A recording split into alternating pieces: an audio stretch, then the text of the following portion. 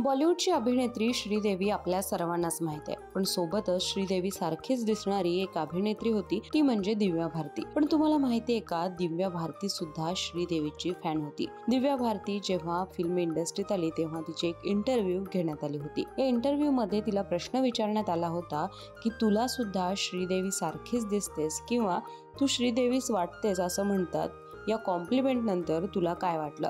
यावर दिव्या भारती म्हणते की मी स्वतः श्रीदेवीची खूप मोठी फॅन आहे। ती कितीतरी पटीने माझ्यापेक्षा जास्त सुंदर दिसते।